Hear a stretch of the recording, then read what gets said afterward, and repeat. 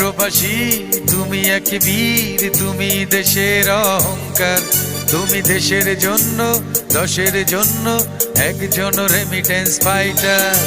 তুমি প্রবাসী, তুমি এক বীর, তুমি দেশের অহংকার। তুমি দেশের জন্য, দশের জন্য একজন রেমিটেন্স ফাইটার।